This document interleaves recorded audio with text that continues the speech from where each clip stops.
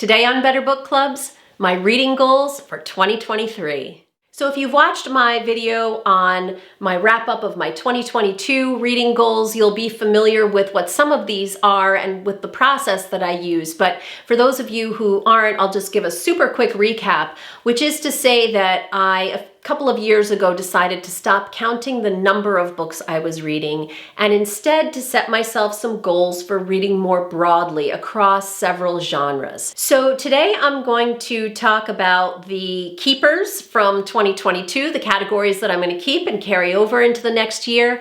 And then because it would be boring if I just kept doing the same thing over and over again, I'm going to replace some of last year's categories with some new ideas. So the way this works is I kind of set up the categories. I literally write them down, I think them through, and then I kind of set them aside and I just read. I read whatever I feel like reading, and maybe just a couple times during the course of the year, I'll check my list and I'll think about what I'm missing and maybe let that guide me into choosing the next book or the next couple of books. But it's not like a list that I rigidly follow. So if you watch my video on my 2022 wrap up, you'll see that I missed one of my categories for 2022. And I'll link to that in the comments section below so that you can go back and take a look at that if you haven't seen it already. So without further ado, 2023 reading goals. First of all, I'm going to bring over 4 of my categories from last year. So I always like to read a classic I haven't read before. There are still lots of classics out there that I've never read. I really enjoyed Tess of the D'Urbervilles in 2022, and it's inspired me to read a little bit more Hardy. So maybe I'll read another Thomas Hardy novel this coming year that I haven't read before. But who knows? I mean, there's a lot of stuff standing in my TBR pile, and sometimes somebody just mentions a novel that they loved and I'll pick it up. So that's part of the fun of not, just working in categories and not establishing actual titles you want to read, is kind of seeing what falls in your lap over the course of the year. So definitely a brand new classic is one of my categories for 2023. I also want to read a little bit more poetry. I'm not very well read in poetry. I taught English for many years,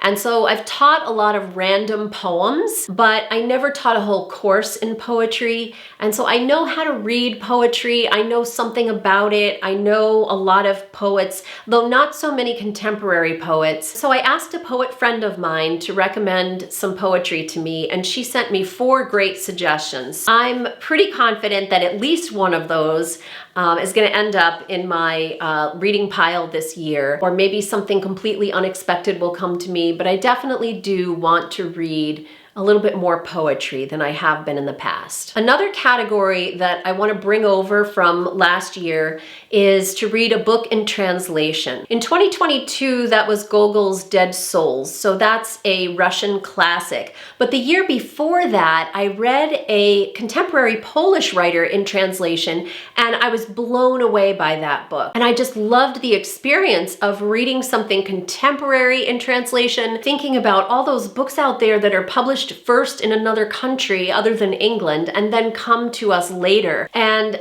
how many of them actually never get translated. So I really want to read more in translation, and particularly when I say that this year, this coming year, I want to read something contemporary, something published in maybe the last 10 years or so that's been translated. I'm also going to bring over from last year the goal of reading at least one prize-winning book. I only read one last year, and so I want to talk a little bit more about why I'm not reading brand new books. I'm not going to do that in this video, but as I mentioned also in my wrap up for 2022, I have an idea with a friend of mine to start a different kind of book club that's going to encourage us to read more of those brand new books. And so if that works out, I'll do a whole video on it and share that with you. I'll put the link in the description below. I do have a book really at the top of the pile, ready to read, which I'm not going to get done by the end of December. I'm making this video in December of 2022, and that is Great Circle by Maggie Shipstead. So this is another prize winner. It's a Booker Prize finalist. I'm really looking forward to reading it. But this is fiction, and the twist I'm going to put on my prize winner category for 2023 is to read a nonfiction prize winner from this year. I don't have any idea what that's going to be, but I think it'll be interesting to pay attention to the nonfiction prize winners, which usually are less on my radar than the fiction are. Okay, so those are the 4 categories that I'm carrying over from the previous year. And then there are 4 new ones that I'm going to add to my list for 2023. The first one is to read more science fiction. So I didn't really grow up reading science fiction. It's almost like, I know how to read it, but it's just not something I'm that familiar with, and I always kind of thought of it as being not for me. But I'm thinking more and more that that's not really true. When I look back at some of the books that I've read in the last 5 years or so that have kind of science fiction-y elements to them, I'm thinking that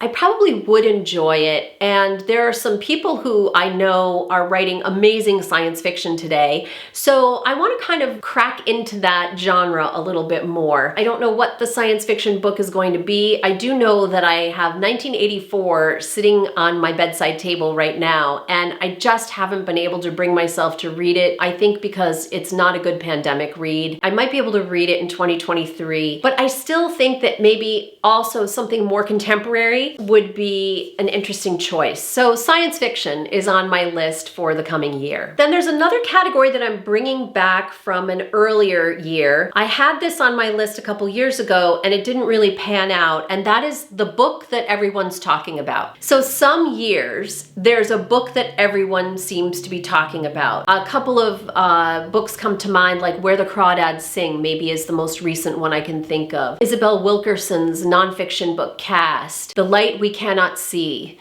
by Anthony Doerr. So those are books that I felt like everybody seemed to be talking about when they came out. And then there are years, including the year when I last had this on my list, when there doesn't seem to be a book like that everybody kind of coalesces around, and there's a big kind of larger cultural conversation happening about it. So I don't know whether this category is going to work this year, but I'm putting it back on my list because I'm curious to see if there will be in 2023 a book that everybody's talking about. I also added to my list for this year to read a book published by a small press. There is amazing, particularly literary fiction coming out of the small presses.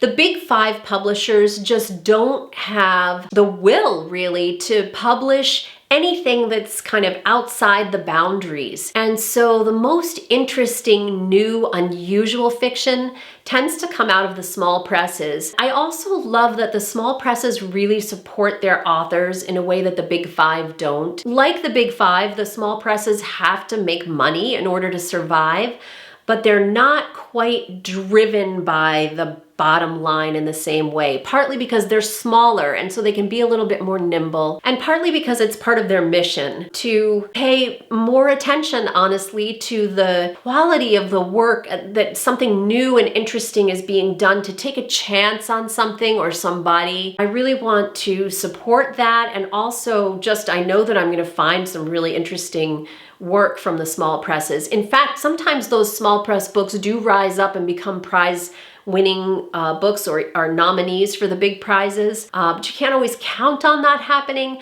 So even though I have that prize winning category, I'm also going to put reading a book by a small press in 2023. And finally, my 8th category for 2023 comes out of the category I missed last year, but I've changed it up a little bit. So last year I said I wanted to read a feel-good book, and that was the one thing I neglected to do. We could probably do another whole video on that and talk about like why that happened. Instead of calling it a feel-good book this year, which maybe was a little bit nebulous as a category, I am going to explicitly find a good humor book to read this year. I've been watching for one and trying to kind of find one already and not having a lot of success. So I can name some really big humor writers from the past: Dave Barry, Irma Bombeck. I mean, David Sedaris, he's been around forever. I'm having a hard time finding a really good humor writer today. And I think that's because what the publishers are doing, and this is just a hunch, I can't really back this up because I haven't looked closely enough at it, but my hunch is that what's happening in humor is that publishers are asking stand-up comedians to write books. And the problem with that is that a stand-up comedy routine is very different from funny writing on the page. You can think about all the reasons why that might be the case. I don't want to elaborate on that too much in this video. I did start one humor book on audio recently that I think was by a stand-up comedian. After the first couple essays, I was like, yep, got it. It just wasn't doing anything different. Every essay was pretty much the same kind of tone and theme, and it just wasn't really going anywhere. I'm not sure how successful I'm gonna be at finding a really good humor book, but I'm gonna set that as a very intentional goal for 2023 and then report back to you and let you know how that goes. So those are my 8 reading goals for 2023. I would be really interested to hear if any of you set similar goals for your reading. Again, I'm not going to worry about how many books I read or even how many pages I read, although that always kind of sorts itself out, but I am going to try to be a broader reader. And I would say if I had to set one kind of overarching goal for 2023, it would be to stay more tightly focused on the current conversation. So even though I love reading the classics, I feel like when I read the classics, I always know I'm going to get something good. It may not be entertaining in the same way as a book is today, but it's always worth the effort of reading a classic novel. So I think I always tend to gravitate in that direction. And what I really want to do is more consciously read currently, not just like books that are 2 or 3 or 4 or 5 years old, but the books that are literally coming out this year so that I can participate more in the current conversation, which is something I feel like I've been missing out on for the last few years. So there it is, my goals for 2023. I'd be really interested to hear if you have similar goals that you've set up or another system that you use for setting goals for yourself. Share those in the comment section below. I would love to hear from you. As always, if you like what you see here, please subscribe, click like, and I'll be back soon with another episode of Better Book Clubs.